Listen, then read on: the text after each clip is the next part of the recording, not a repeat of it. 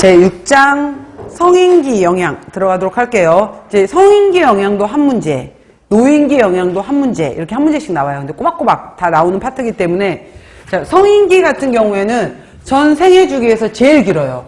19, 29, 그 다음에 이제 30, 49, 그 다음에 50, 64.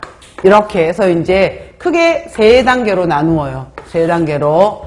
그래서 이렇게 나누어지고, 여기까지를 이제 우리가 가임기라고 또 표현을 해요. 여성의 경우에는. 그리고 보통 이제 20에서 30 초반, 이때 전체적으로 이제 몸이 가장 완성이 되는 시기로 봐요. 20 후반에서 30 초반을. 자, 이런 특징들이 있는데, 볼게요. 성인기에 있어서 첫 번째 시험 문제 제일 잘 물어보는 것은 대사증후군이에요. 그래서 이제 나중에 우리가 영양학, 식사요법 이렇게 공부를 다 하면 다 연결된다라고 했잖아요. 그래서 우리가 비만 이쪽에서, 당뇨 이쪽에서 나왔던 대사증후군이었었는데, 그때도 제가 뭐라고 얘기를 했었냐면은 대사증후군은 뿌리가 같다라고 했어요. 그래서 뿌리에 해당이 되는 것이 인슐린에 대한 저항성이 바로 이제 증가하면서 발생을 하게 되는데, 이 인슐린 저항성이 증가하게 된, 그래서 일명 대사증후군을 인슐린 저항성 증후군 이렇게도 얘기를 해요. 그랬을 때 가장 큰 문제가 되는 1번, 첫 번째가 무엇이냐라고 하게 되면은 일단 복부 비만으로부터 시작을 하더라라는 거예요. 복부 비만. 그래서 잘 나와요, 시험 문제.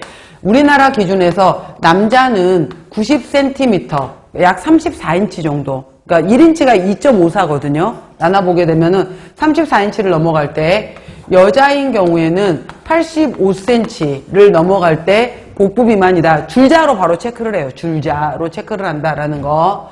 그 다음에 두 번째는 혈당을 측정을 하게 되는데, 자, 이미 공복시 혈당값이 126을 넘어버리면 당뇨잖아요. 당뇨고 100 미만이면 정상이었는데, 혈당값이 100 이상인 경우 당신은 이제 위험합니다 라고 얘기를 해주는 것이 혈당.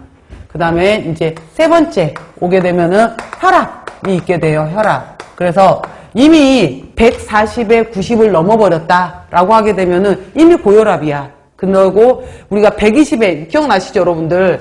120, 80 미만이면 정상이었고, 그 다음에 140에 90 이상이면 고혈압이었단 말이에요.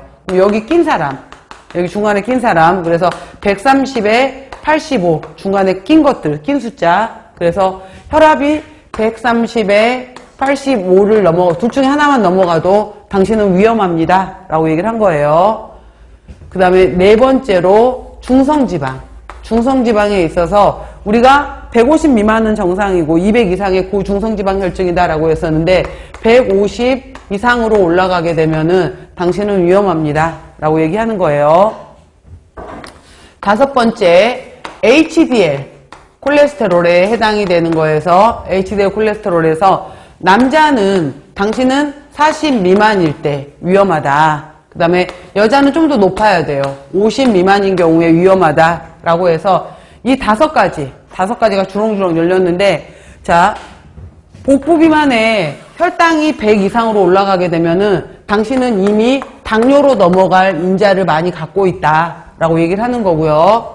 그 다음에 혈압의 중성지방에 HDL 콜레스테롤 값이 이렇게 높아져 있다 라고 하게 되면은 당신은 심혈관 질환으로 갈 확률이 매우 높다. 그래서 이걸 계속 관리 못하면 당신은 당뇨나 심혈관 질환으로 사망할 수 있다 라는 걸 경고해 주는 거예요. 대사증후군이라는 것은. 그래서 이거는 5개 중에 3개, 5개 중에 3개, 3가지가 이상이 되면은 당신은 대사증후군. 그래서 요즘에 보건소 가면 대사증후군 센터 이런 데서, 또 큰 대사증후군 센터에서는 영양사 면허증 갖고 있는 사람들을 채용하기도 해요. 그래서 상담 영양사로 해요.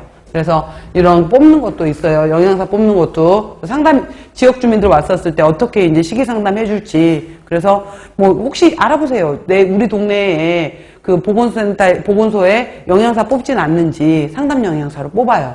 종종. 자, 이런 것들이 있어요. 그래서 대사증후군은 비만, 이상지질혈증, 뇌당능장애, 고혈압 등의 건강을 해치는 요인들이 만성적, 복합적으로 나타나서 결국은 심혈관 질환 발생 위험이 높아진다 그래서 일명 인슐린 저항성 증후군이라고 한다. 자, 원인에 일반적으로 인슐린 저항성이